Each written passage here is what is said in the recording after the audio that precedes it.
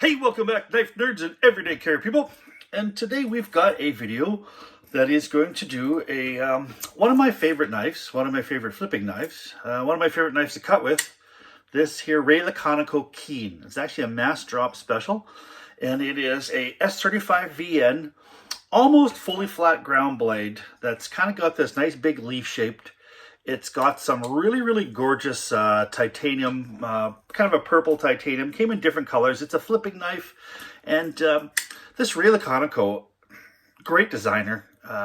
Really comfortable in my hand. And it's a great flipping knife. But I've had it for a bit. And I'm not getting long in the tooth. She's still pretty damn sharp. I mean, she's like razor sharp. But you can see that I put kind of a mirrored edge on it here. So what I'm going to do is first of all, I'm going to pull this knife completely apart and give it a nice clean up, because it is not as drop shutty smooth as it once was. And I don't think I'm going to go as far as like to pull out the Dremel and smooth out the detent path or anything like that. But I am probably going to use some flits here in a rag and see if I can hand polish out some of this detent path and just the old, where the pivot is and stuff like that. I'm going to see if I can maybe shine that up a little bit. And overall, just give it a really nice cleanup and see if I can get this kind of going back to how it was, where it was when I first got this. And after she broke in, she was so hydraulic smooth. And I think I will probably use the nano oil on here too as well. But let's head down to the work bench here and we'll have a look. All right. So of course I've got my my little screwdriver here, and it's actually a Wera, and I've got this one. I've also got these ones here, which is kind of a set of them, and they're all a precision screwdriver. But what I've found with these is, for the most part, these work really well, but they're just a little too thin, I think. Sometimes you got these things, and not even when you've got like red Loctite. If you got red Loctite, chances are you're going to strip out a screw. But if you've got blue Loctite in there and you go to give it a good turn, these ones here just don't seem to get as good grip as something that's a little bit wider and a little bit more stocky. So that's why I prefer this over these. But I do like these here too as well. Don't get me wrong, they're great, and the tips on them haven't been stripping out. They've been fantastic. And then I've got my little bit set here. We're a bit set that it came with this set. But I've also got this. Is the company I used to work for, Worth Canada. This is just like a little tiny 1/4-inch drive for driving. It's a bit driver. And sometimes if you've got even this, kind of won't give it to you. You want to break out the big guy. And something like this just pops in like so. And then it fits flat. And then you can grab it. And you could actually, if you had to, give it kind of a good little turn. And you can see she's actually ratcheting. And then to get it the other way, flick the little button and she ratchets the other way. So and then it just pops out. It doesn't look like it'll go all the way through, which is really nice. And so, yeah, these little 1/4-inch bits, this is just something here to just kind of throw in there. That's in my little tickle trunk too as well. So let's crack this open and we will see where we are from there. Now, I don't want to take this apart here, because this one here, I tied it really quite nicely, and I've got the shiny side out. So I'm going to see if I can save this I'm going to see if I can tidy this up without undoing this lanyard, because all my knives, I love lanyards. Okay, so let's see what we've got happening here. All right, so this is, and I don't remember exactly what these are. Chances are there's going to be a 8 or a 6. Yep, she's not an 8. Let's see what the 6 does. There we go. And just pop that open like that.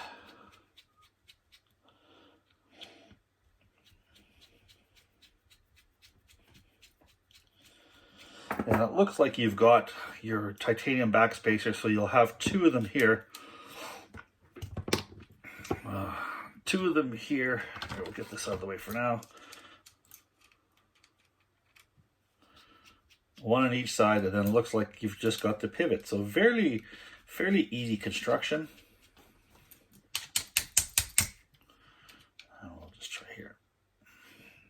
Oh, geez, this one wasn't in very good. Gonna have to use some thread locker, I think.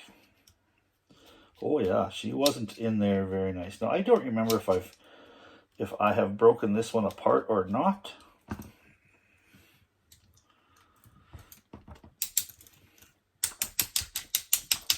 There's two of them fall out like that, and they've got some blue thread locker on them. And that's why I like this little soldering mat. You can get them on Amazon. They're not very expensive. You can get ones that have got even little magnetic pockets there, so you put something in there, it stays. That's not great for electronics, but maybe for the knife thing, it's good for that. But look, you've got little pockets where you can kind of put all your little components. There's a little measuring gauge there too as well. It's heat-resistant silicone. They're actually called soldering mats. So they are designed for the electronics gig business.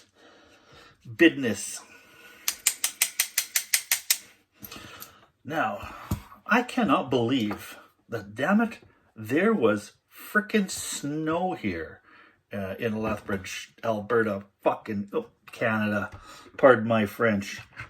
What do we got here? March 25th, and we've got some damn snow. Well, T8. She's a T8? Yeah, she's a T8. And we'll pull that out. And a nice flat wide screw there. I would imagine this is going to be D-shaped. She's going to be spinning the pivot. Yes, she is.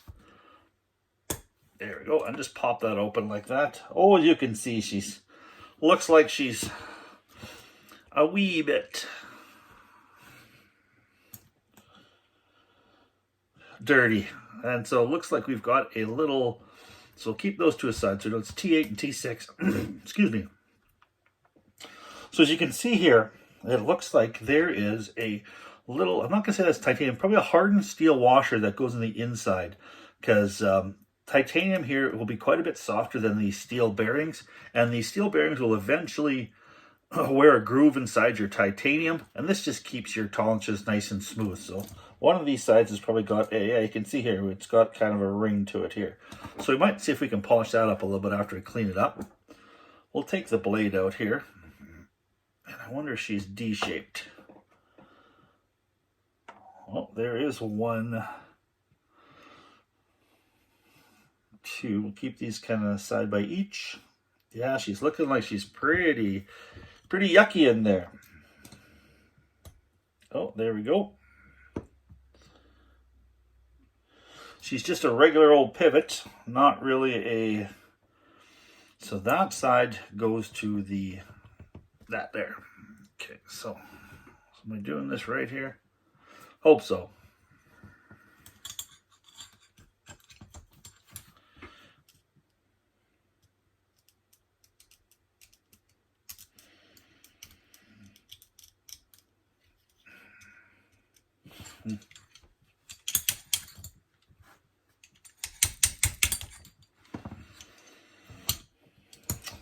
Nope. Yes, before I go too far, I'm going to tighten these up here just a little bit because, oh, there we go. These things spin. So that's probably why these weren't coming out, is because they were just spinning inside there. Okay, now I get some of this, how this is all put together.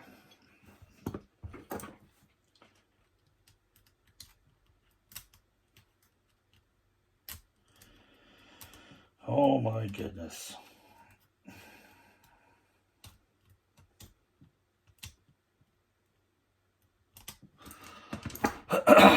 Sure not as nice as, sure not as good as this as my buddy Nick Shabazz there. I look at his take apart videos and I wonder, holy cow, what did that guy, is he, you know, he says he's a scientist, but is he a mechanical engineer? Or just got good dexterity? There you go. I know that, there we go. Maybe that's the only thing this Victorinox Hunter is good for. So you Victorinox guys, this Hunter is just not my favorite knife. Throw that back in there. So let's start cleaning up. So what I ended up doing here is this little Windex pump here. I threw some rubbing alcohol in there, and I just got some plain old cotton swabs from my wife's makeup kit, and it just seems like it does a really good job where you just kind of on the top, and it dispenses a certain amount of cleaner in there. And I think Bob's Your Uncle does a great job. So there was a little bit of whatever the Windex cleaner in there. I just dumped rubbing alcohol in there, isopropyl alcohol, and I'll just keep on dumping more isopropyl alcohol in there until there's just nothing but isopropyl alcohol. As the booze, as my buddy Nick says, and I'll probably see what I can do here as far as tidying up these rings. So it looks like, oh my goodness, like she's got some areas where she's right kind of wearing, not a groove, but just a little bit. You can see where she's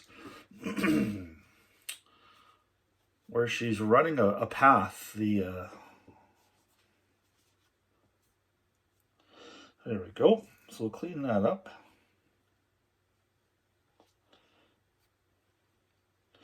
It's amazing that a knife, now this here is not a crazy working knife, because unfortunately I am not a crazy working guy right now. I have been pretty much home for the last 4 years, recovering from some real bad foot problems, and holy cow, did this knife get dirty. So we'll throw that here off to the side, and then we'll just kind of maybe clean up the rest of this here. Give her a good clean. Most of my knives are not Save Queens. My knives are users. Even my really, really expensive ones, I try not to leave them, because I mean, it's like they're designed to work. They're designed to have fun. They're designed to, do a job. But I mean, I suppose there are a few here that I have been hesitant to, I guess, take out and scratch up. Like my Chris Reeves Unumzon. I beat the hell out of that. Oh my goodness. Hello. Just sprayed damn cleaning stuff all over my windshield. My screen to my computer. Got a little crazy there. Yes, but my Unumzon is a working knife.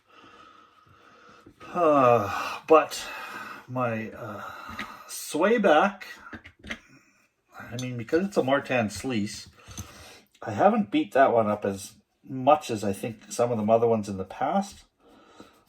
And then there's one more too. She's the Bombshell. That's it.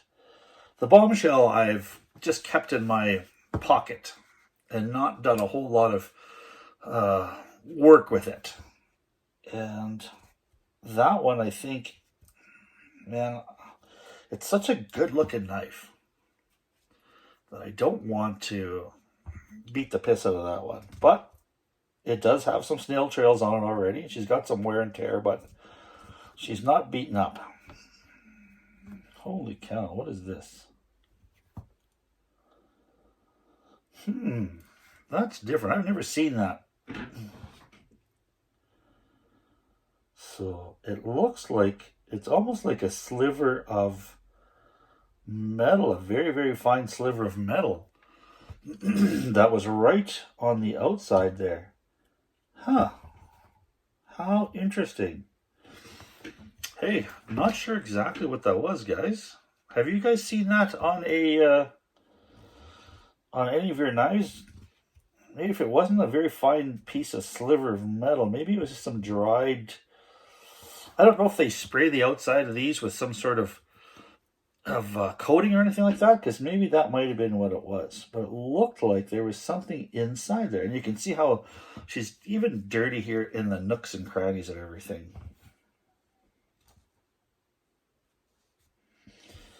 Where my wife was, for Valentine's Day, that wasn't too, was it Valentine's Day? Something here that happened not too long ago that I ended up, February, yes.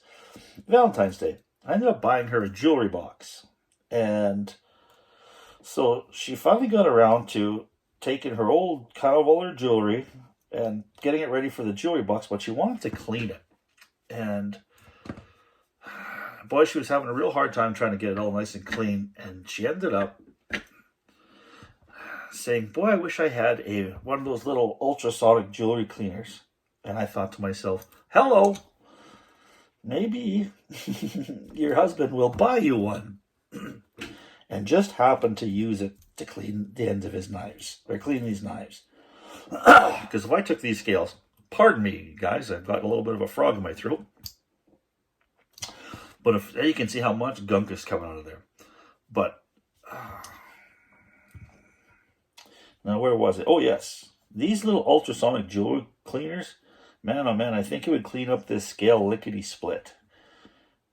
And just to drop them in there and buzz them for a couple minutes or so, and then take her out. And she's Bob's your uncle. She's damn clean. Speaking of Bob's your uncle, my father-in-law, his name is Bob. And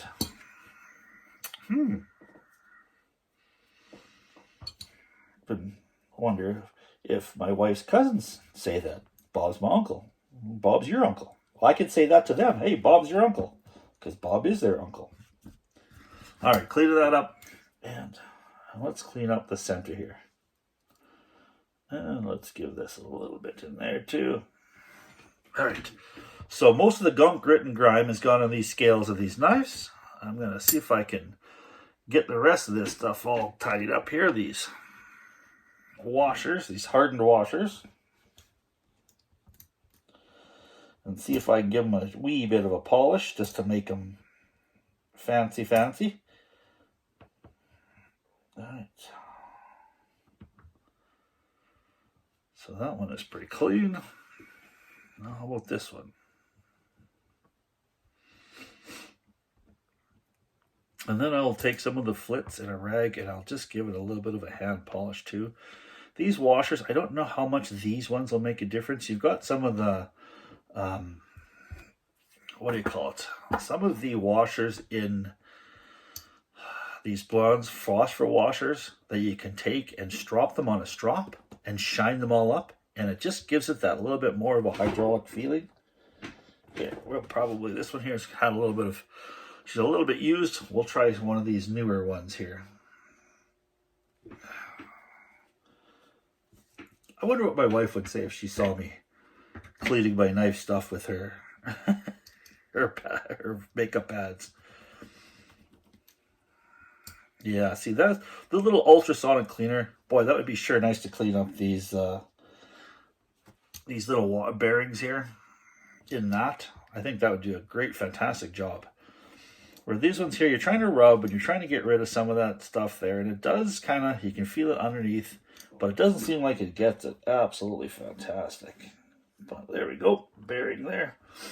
Now the one thing too is I didn't know how these bearings go. They've got kind of a closed side and an open side.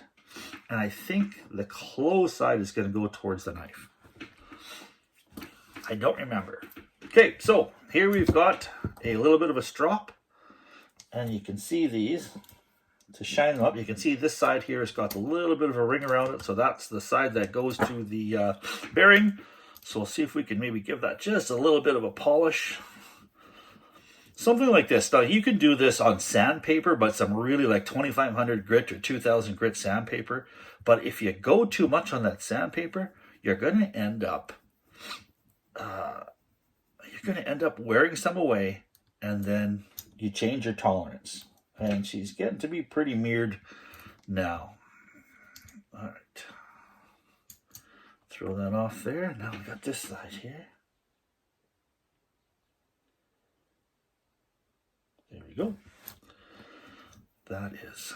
And you kind of want to go in a circular motion. I'm sure that you can go this way, but if you go in a circular motion, I think your chances of keeping it flat are greater.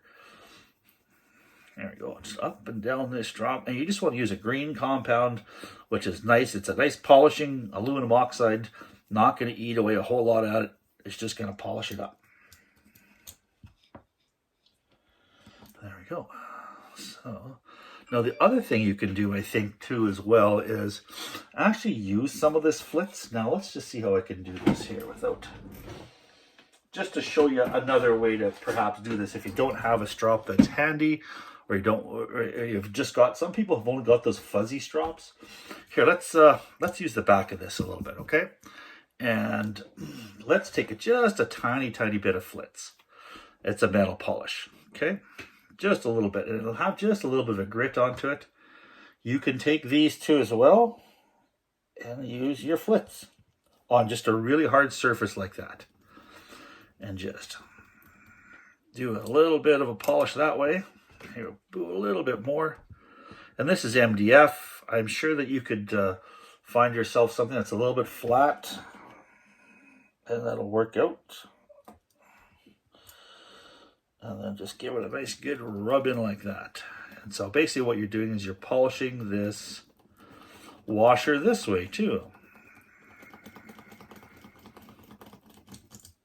And you can see that it's leaving some of the stuff behind there, right?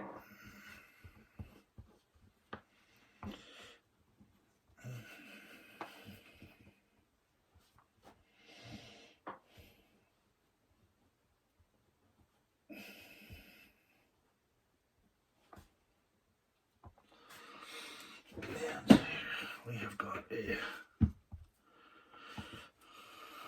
another.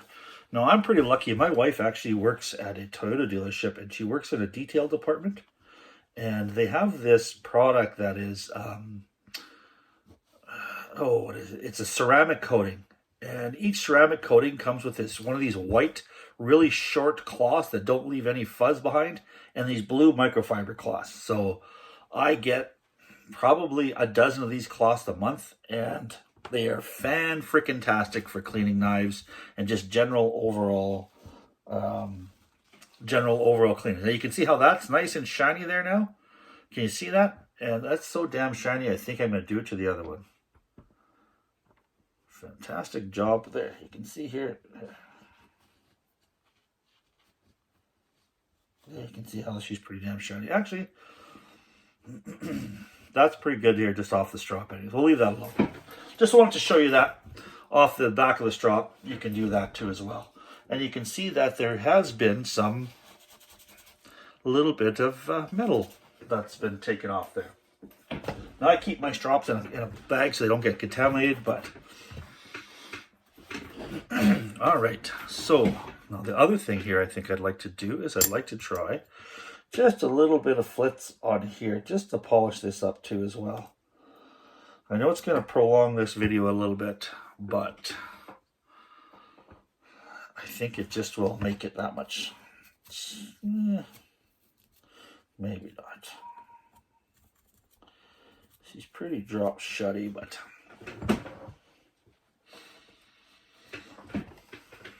normally what I would try to do with this is I would try to take this Flitz and a Dremel and use that, and that would really shine it up.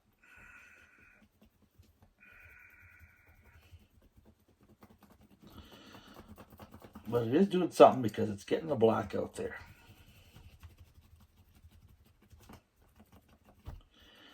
And that's all I'm trying to do is maybe shine up this detent path just a little bit, this pivot area just a little bit.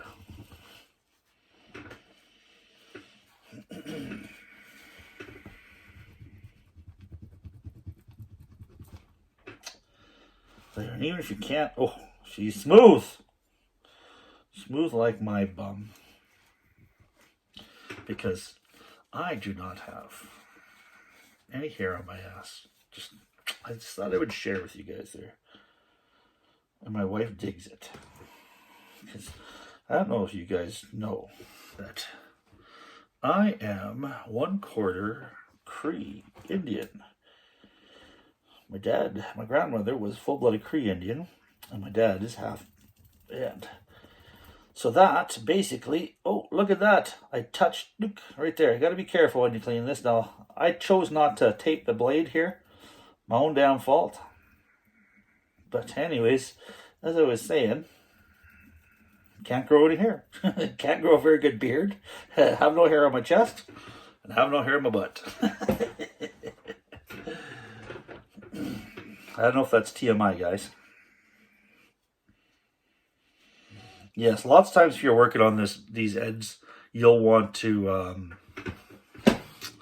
tape off the edge. I just did it because I was being lazy and it came back to bite me. But what can you do? Get myself a little band-aid here and Bob's your uncle. All right. Not done cleaning this pivot out of this flitz.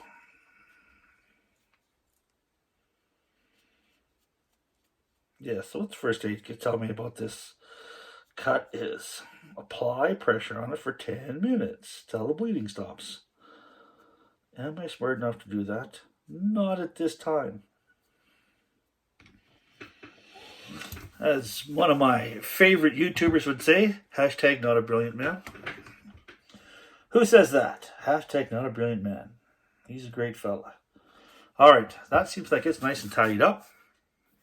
We are going to find a way to stop this from bleeding here. Give me 1 second. Gonna run and get myself a band-aid.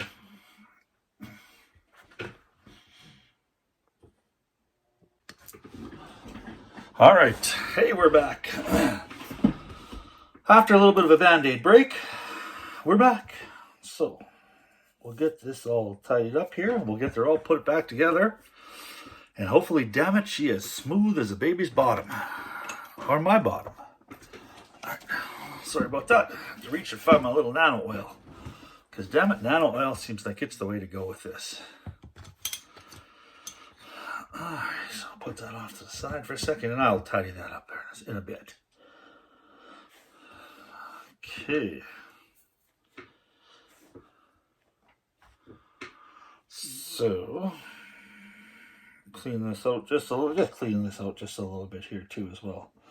She's got some awfulness to it.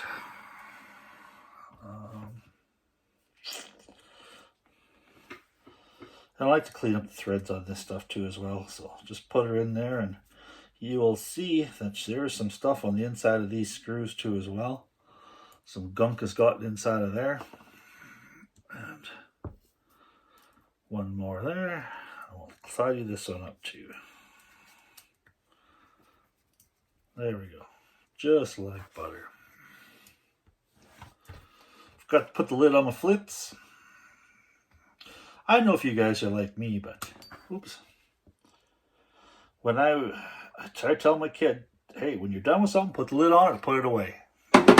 Just saves yourself some aggravation trying to find stuff. And does he listen? Not really. Not a lot he doesn't listen. Okay, so, oh, look at that. Sorry, there's a little bit of stuff still inside there. I am going to get that out with just a smaller thing here. Let's just see if that'll work. See a little bit in there. And, you know, chances are it might not make that much of a difference, but to me, it will. Okay, so now I'm going to drop a tiny few drops of oil in there. Not that this is really a space that does turning. So it's not really a friction. The reason I'm not dropping there is not really for friction. It's to see if I put a little bit of oil in there that it will hold this washer in there. You see, remember how hard a job we had getting this out of there? There, just a little bit in there. Now we've got this. Hello. No, I don't think this is D-shaped anyway. So that's in there like that, like so. So now the other thing we're going to do is we're going to put the blade that way. And, here's somebody honking their horns. I am going to put a little bit of oil on this side because there is some friction going that way. So we'll do it like this too as well. Drop that out of there because I'm not smart enough to keep my finger on the back of it. and drop some more oil on top. And I don't think you really want to go hog wild on the oil here in this particular thing here. I'm going to drop some in there. And also in your ball path there. Okay. So now we want to drop this in there like so. All right. Okay. So let's put a little in there, just to make sure that that is going to stay in there. And some on it like that. I probably could have gotten away without kind of polishing this stuff up.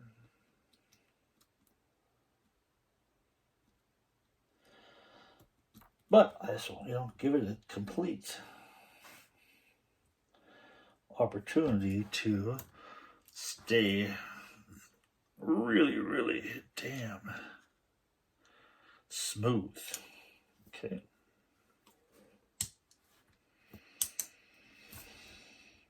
Okay, so we'll put a little bit on there. So now what we need to do is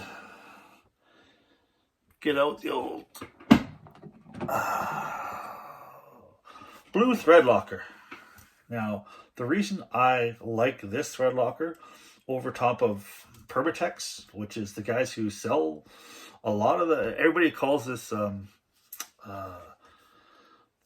this is thread locking agent, and I like ours being a Worth employee because it is so much thicker than the Permatex brand, and it doesn't drop off on the floor. It stays on the tip of your bolt. That's where it's supposed to go. And I'm just looking for a little piece of something that I can drop some blue thread locker on. Maybe it's a piece of paper here, and dip my bolts in it.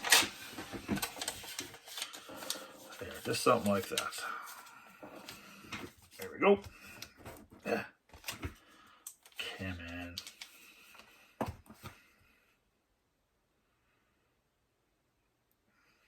Oops. Guess I got to open up the damn thing, right? So you can see how thick it is. So just do a little bit here. Dab, dab, dab. And you see it stays on there. Doesn't hit the floor. That is why Worth thread locker is so damn good. Okay. So that goes in there like so. I'll probably be tightening and untightening those. Speaking of closing stuff when you're done, guess I'm going to talk the talk. I should walk the walk, you guys.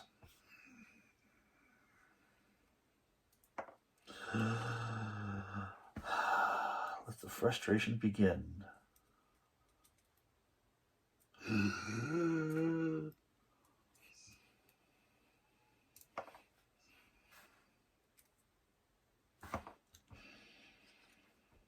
So, are you guys as frustrated watching me do this as I am frustrated trying to do it here? Just trying to hold on to this little end of this bolt. Try it this way now.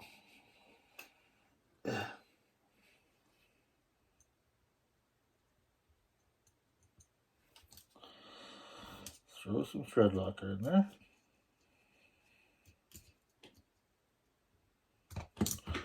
Oh.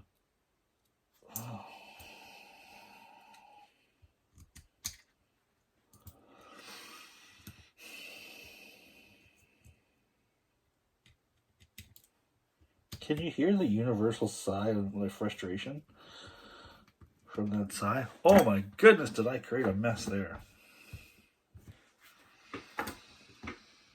All right, let's try this a little different.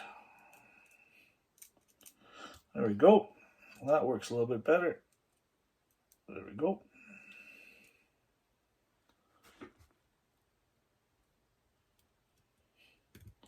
Ta-da! Oh my goodness, why didn't I do that the first time? Right, so those ones are in there anyway.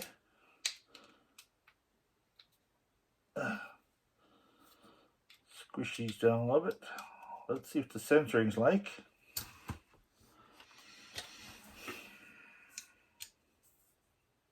Oh, is she ever crazy off?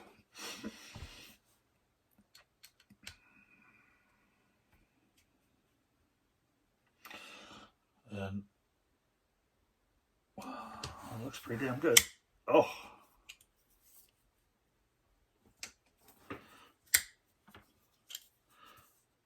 She sure flips nice.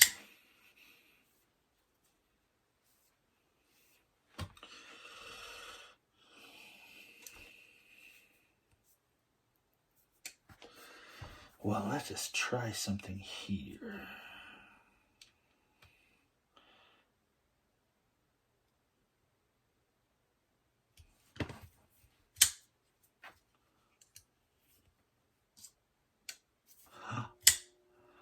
You know what I forgot to do? I forgot to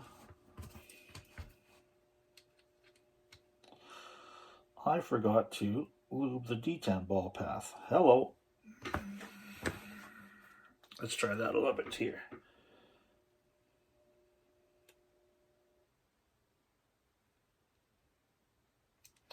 Now, sometimes you don't want to have lube on your detent because it causes all sorts of lock stick, but this time it's not.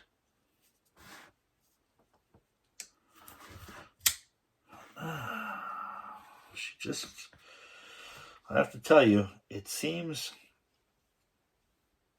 really, really nice and drop shutty. Don't get me wrong. There we go. Let's try it. See how she's drop shutty, but she's not the whole thing drop shutty.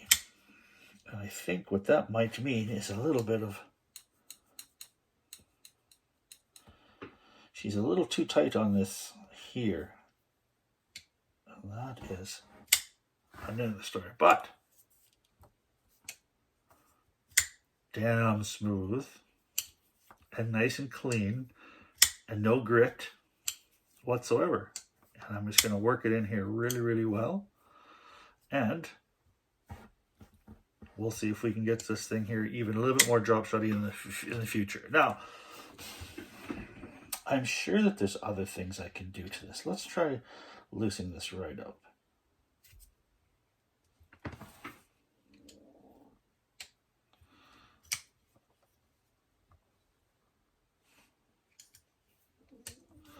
Nope, don't like it that way. It's going the wrong way. You're not tightening it up.